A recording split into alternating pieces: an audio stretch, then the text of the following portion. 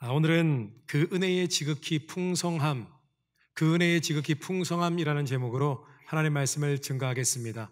그냥 은혜가 아니라 그 은혜의 지극히 풍성함입니다. 오늘 본문 말씀 가운데 에베소서 2장 8절 9절 말씀은 우리가 흔히 암송하는 성경 구절입니다. 이 구절은 구원의 근거가 정말 무엇인지, 구원은 무엇인지를 설명하는 말씀입니다.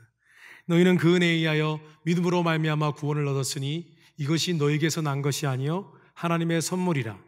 행위로 인한 것이 아니니 이는 누구든지 자랑하지 못하게 함이라.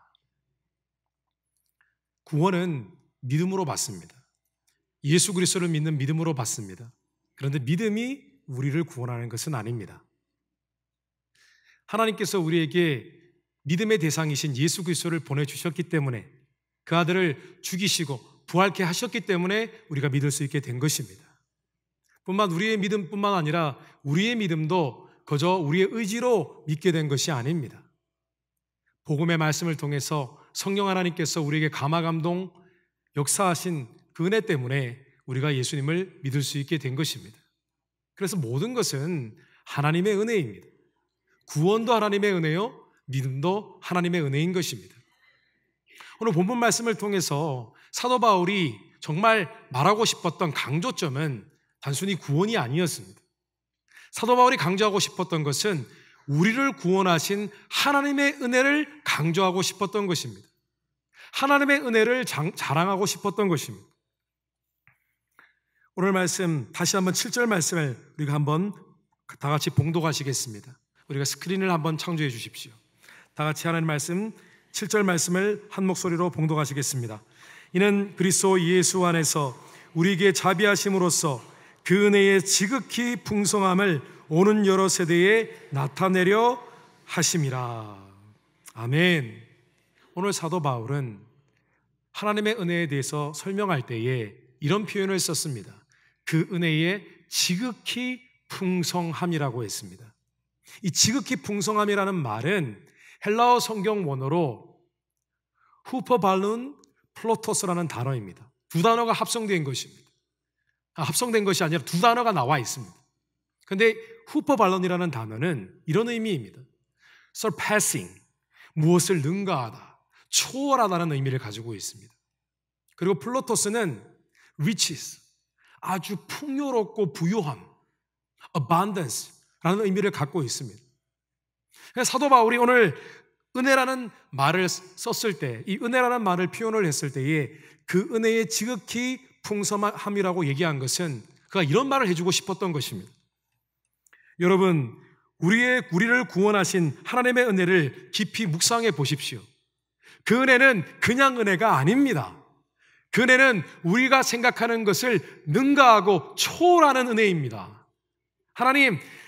하나님께서 우리에게 베풀어 주신 은혜는 우리의 생각하는 것보다 훨씬 풍성하고 놀라운 것입니다. 이 메시지를 전하고 싶었던 것입니다. 성도 여러분, 하나님의 은혜를 알고 느끼고 경험하고 계시는 줄 믿습니다. 그런데 우리는 하나님의 은혜, 그 은혜의 지극히 풍성함을 더 깊이 이해할 수 있어야 합니다. 우리는 하나님의 은혜를 알아야 합니다. 더 깊이 있게 깨달아야 합니다. 그래야 우리의 신앙의 차원이 달라질 것이기 때문입니다. 우리의 믿음이 더 견고해질 것이기 때문입니다. 그래야 우리가 살아갈 힘을 얻게 될 것이기 때문입니다. 그래서 오늘은 구원의 사건을 통해서 그 우리를 구원하신 하나님의 은혜, 그 은혜의 지극히 풍성함이 무엇인지에 대해서 잠시 나누고 묵상하는 시간 갖도록 하겠습니다. 첫째로 하나님의 은혜는 안 되는 일을 되게 하시는 기적과 능력의 은혜입니다. 안 되는 일을 되게 하시는 은혜입니다. 오늘 말씀해 보니까 사도 바울은 똑같이 동일한 말씀을 반복해서 증거하고 있습니다. 1절 말씀에 그는 허물과 죄로 죽었던 너희를 살리셨도다. 5절 말씀에 허물로 죽은 우리를 그리스도와 함께 살리셨고. 사도 바울은 구원의 사건을 단순히 지옥행 티켓을 가지고 있던 우리의 소나기에 천국행 티켓을 지워주는 그런 사건으로 설명하고 있지 않습니다. 사도 바울은 우리가 죄와 사망 가운데 놓여 있다가 생명의 자리로 옮긴 바 되었다고 그렇게 설명하고 있습니다. 우리는 사실은 죽은 바 되었다. 그런데 이제는 생명으로 다시 살아났다라고 증거하고 있는 것입니다. 오늘 2절 3절 말씀해 보니까 그때에 너희는 그 가운데서 행하여 이 세상 풍조를 따르고 공중의 권세 잡은 자를 따랐으니 곧 지금 불순종의 아들들 가운데 역사하는 영이라. 전에는 우리도 다 그 가운데서 우리 육체의 욕심을 따라 지내며 육체와 마음에 원하는 것을 하여 다른 이들과 같이 본질상 진노의 자녀이었더니, 우리는 사실상 예수 믿기 전에, 은혜 받기 전에, 그리고 그 이후의 삶이 별로 차이가 없다고 생각할 때가 많이 있습니다. 무엇이 달라졌는가? 그러나 예수 그리스도를 믿는 사람이든 믿지 않는 사람이든 그들이 믿기 전에는 본질적으로 그들은 공중권세 잡은 사단의 지배 아래, 세력 아래 있었습니다. 그들의 삶은 절망의 늪이었습니다. 심판과 멸망을 앞에 둔 그런 절망적인 삶이었습니다. 그들의 삶 가운데는 나름 멋지게 살고 정직하게 살았지만은 그 삶은 사실상 죄악된 삶이었고 하나님의 심판과 멸망 아래 있던 삶이었습니다. 그런데 하나님께서 그 삶을 바꾸어 주셨습니다. 성도 여러분, 죄사함과 구원함이 없이 자신은 잘하는 줄 알고 심판과 멸망으로 달려가는 우리의 옛적 모습을 한번 상상해 보십시오. 끔찍하지 않으십니까? 그때 우리 참 멋있었지, 젊을 때 재밌었지, 좋았었지. 그렇지 않습니다. 우리가 살았던 삶은 겉으로 보기에는 평안한 삶이었지만은 그곳은 강도의 굴혈이요, 죽음과 썩어져가는 시체가 널브러져 있는 그런 토굴과 같은 곳이었습니다. 그것이 우리의 삶이었다는 것입니다. 그런데 하나님께서 절망의 늪 가운데 호적거리던 우리를 생명의 자리로 옮기셨다는 것입니다. 우리가 사는 곳, 눈에 보이는 가시적인 곳은 동일하지만은 사실은 그 모든 영적인 현실과 처지가 변화되었다는 것입니다. 성도 여러분, 우리가 구원받기 전에 어떤 처지에 있었는지를 잊지 말게 되시기를 주님의 이름으로 축원합니다. 얼마나 더럽고 흑암 가운데 있었는지를 반드시 기억하게 되시기를 주님의 이름으로 축원합니다. 요한복음 5장 24절 말씀에 내가 진실로 진실로 너에게 이르노니 내 말을 듣고 또 나 보내신 이를 믿는 자는 영생을 얻었고 심판에 이르지 아니하나니 사망에서 생명으로 옮겼느니라. 아멘이십니까? 하나님께서 생명의 자리로 옮기셨습니다.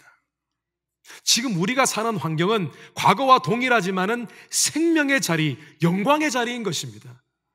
그런데 하나님께서는 우리의 처지를 더 높은 자리로 인도해 주셨다고 그렇게 증거하고 계십니다.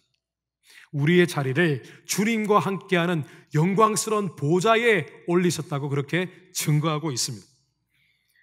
오늘 5절 6절 말씀에 허물로 죽은 우리를 그리스도와 함께 살리셨고 또 함께 일으키사 그리스도 예수 안에서 함께 하늘에 앉히시니, 하나님께서 불가능한 일, 안 되는 일을 되게 하신 것입니다.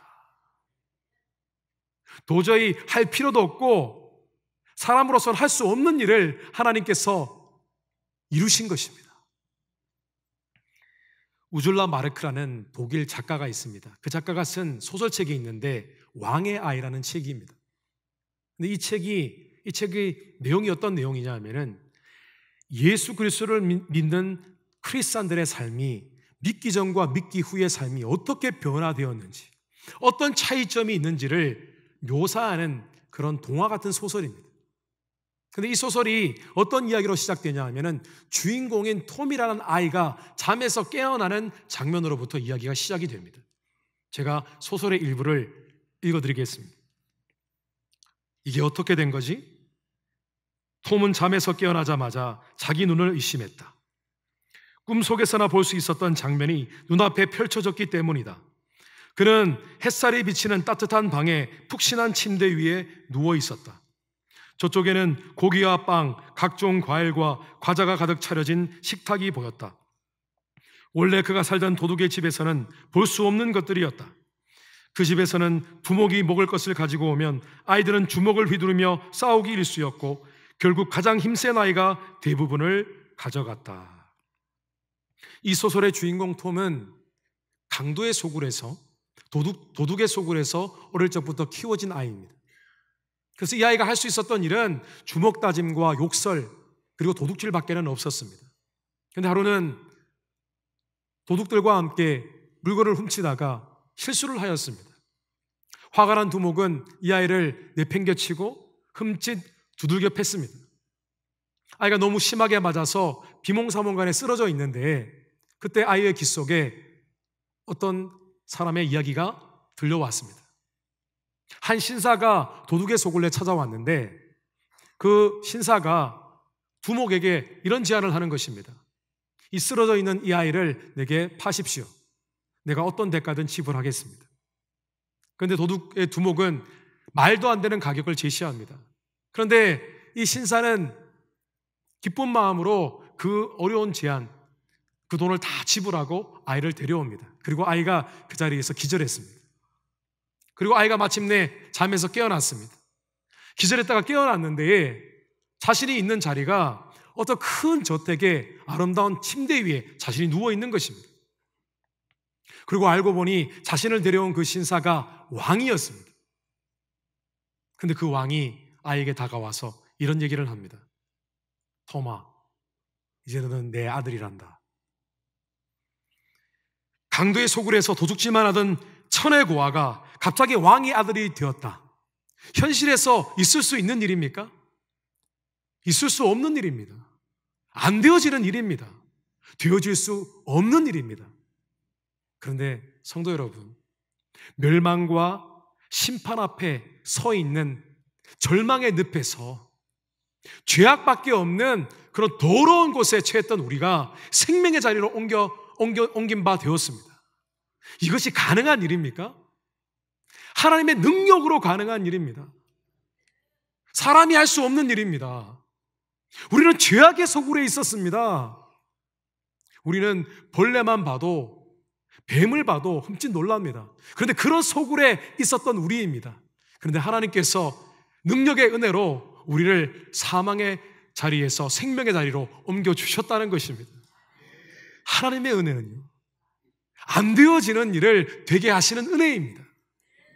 그런데 그 능력의 은혜가 우리를 구원하셨고 우리의 삶에 역사하고 계시는 것입니다. 이것을 믿으셔야 됩니다. 금번 저를 포함해서 함께 움직였던 우리 성지순례, 정말 유익한 시간이었습니다. 많은 성지를 방문하면서 큰 은혜를 받았습니다. 성경 말씀에 나와 있는 그 지명을 직접 밟고 눈으로 보게 되어지니까 정말 새로운 은혜를 경험할 수 있었습니다. 그런데 많은 곳을 방문했는데 그 많은 지역 중에서 저의 마음을 크게 감격했던 장소는 앞서 보셨던 무슨 기념교회, 베드로가 있었던 기념교회, 예수님이 탄생하신 것을 기념하는 기념교회, 그런 교회들이 아니었습니다. 저를 정말 감격해 한 곳은 광야였습니다.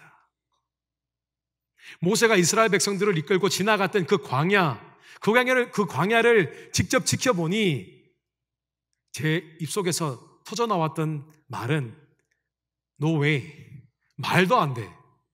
여기서 어떻게 사람이 살 수 있단 말이야. 그런 고백이었습니다. 성도 여러분, 한번 가보셔야 됩니다. 광야를 한번 보십시오. 아무것도 살 수 없는 곳입니다.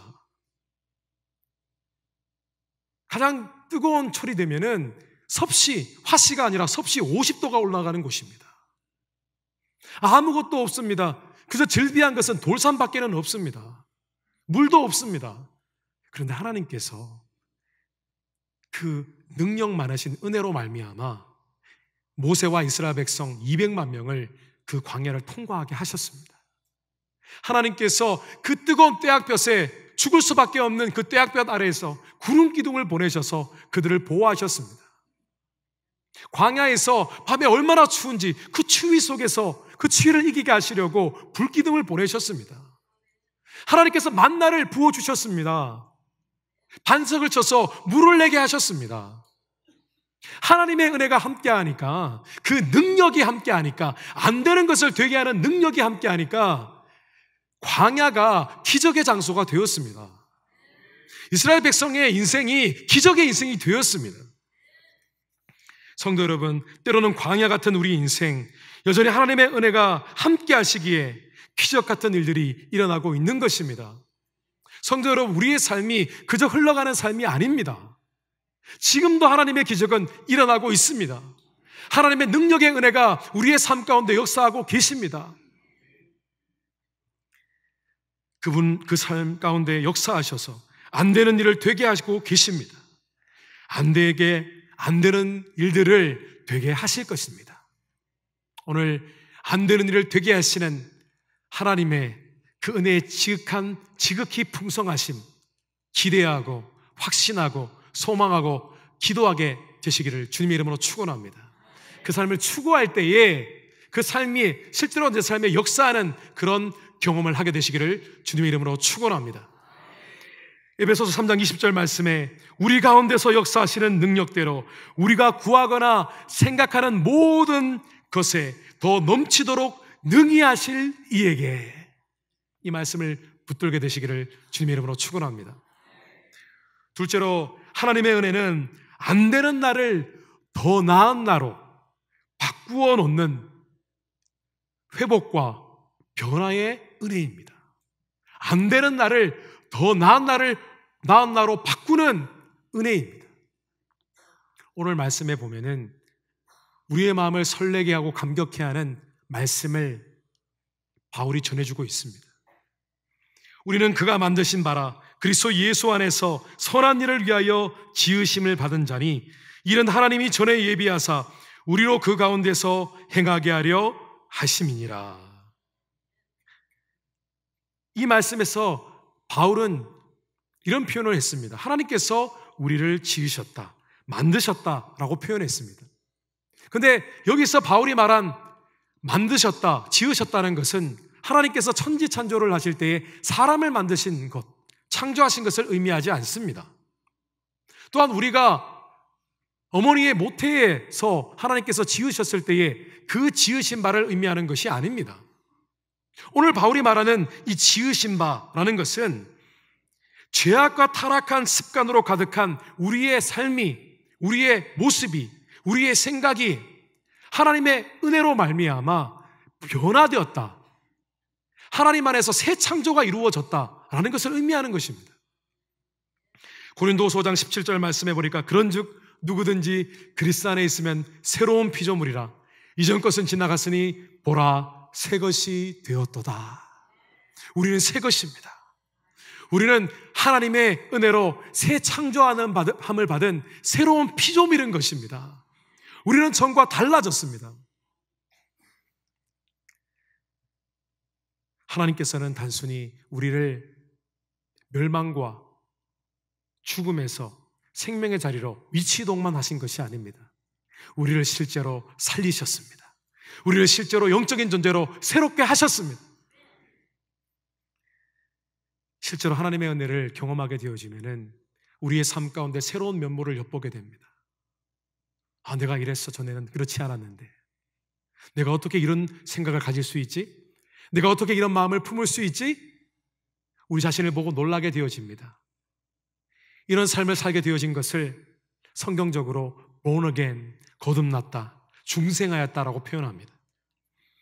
그런데 이런 일이 가능한 것은 하나님께서 예수 그리스도를 믿는 모든 자들에게 성령을 부어주셨기 때문입니다.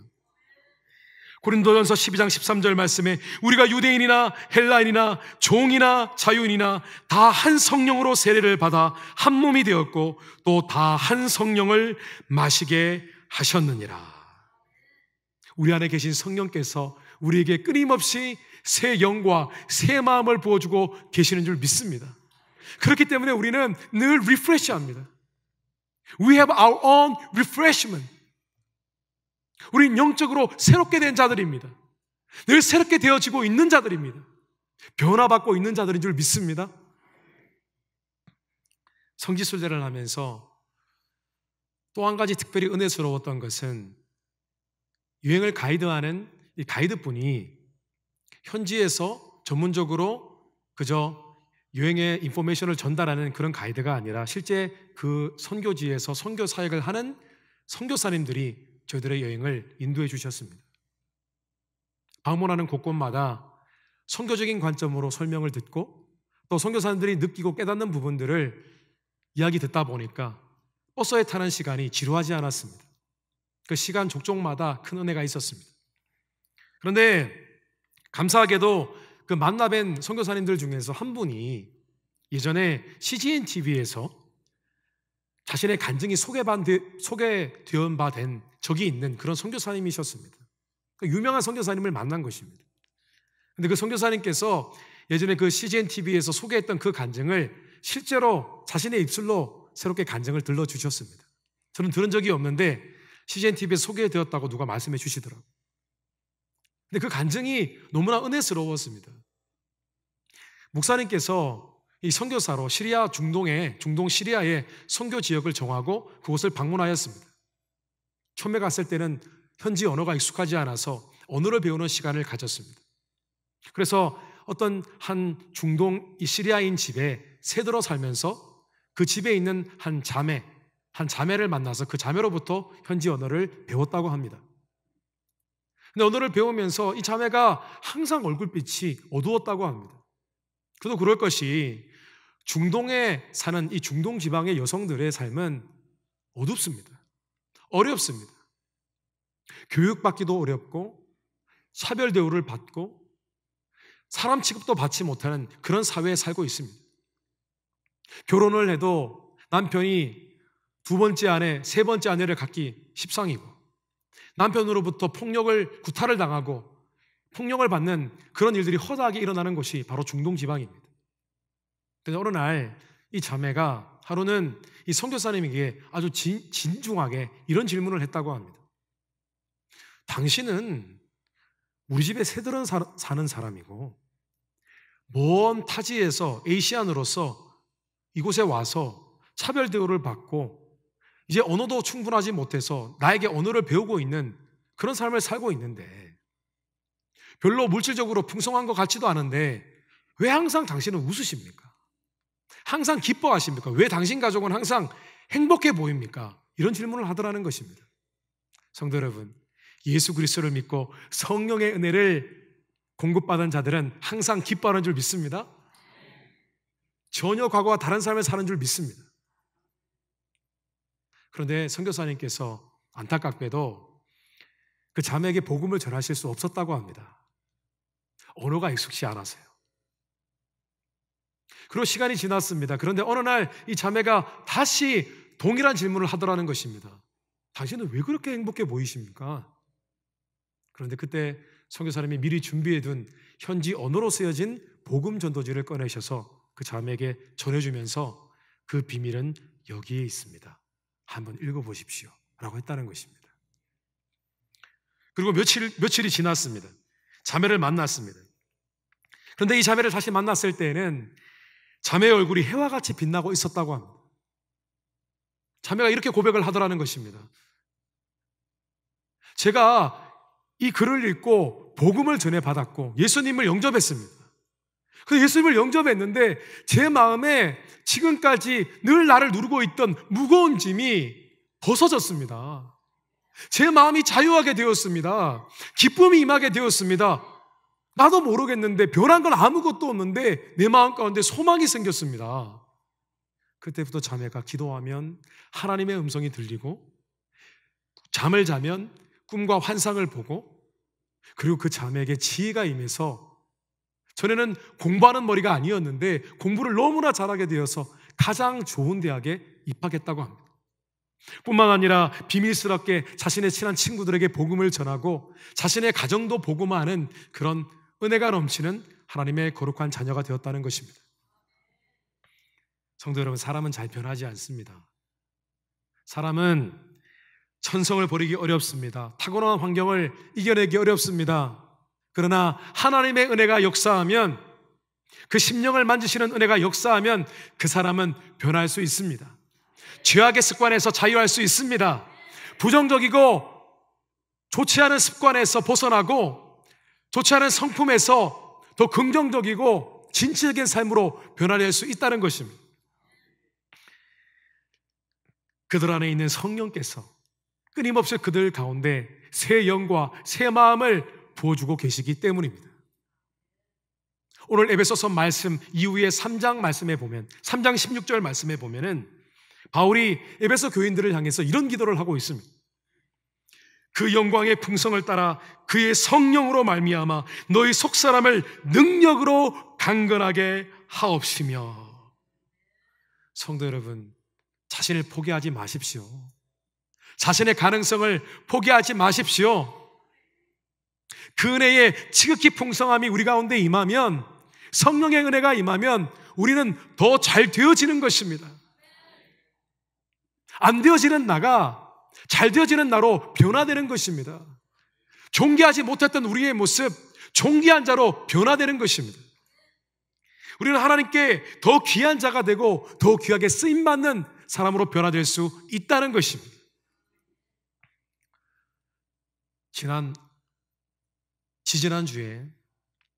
지지난주에 알파 코스에 알파 수양회가 있었습니다. 그런데 그 수양회 때 많은 분들이 은혜를 받았는데 그 가운데 80이 넘은 집사님께서 성령의 불을 받으셨습니다. 신앙의 열정이 회복되셨습니다. 어제는 칠레로 권사님 세 분이 선교 여행을 떠나셨습니다. 이 선교 여행이 마지막이다라는 심정으로 떠나셨습니다. 그런데 그 권사님들 대부분 70, 80대신 권사님들이십니다. 어떻게 연로하신 분들이 마음 가운데 열정이 있습니까? 성령의 은혜가 그들과 함께하고 계시기 때문인 것입니다. 성도 여러분, 주 안에서 더 잘되는 날을 꿈꾸게 되시기를 주님의 이름으로 축원합니다. 말씀을 정리하겠습니다. 하나님의 은혜를 기대하십시오. 하나님의 은혜, 그 은혜의 지극히 풍성하심을 기대하실 때에 우리의 광야 같은 인생 가운데 시온의 대로가 열리고 우리의 삭막했던 10년 가운데 새 소망을 경험하게 되시기를 주님의 이름으로 축원합니다.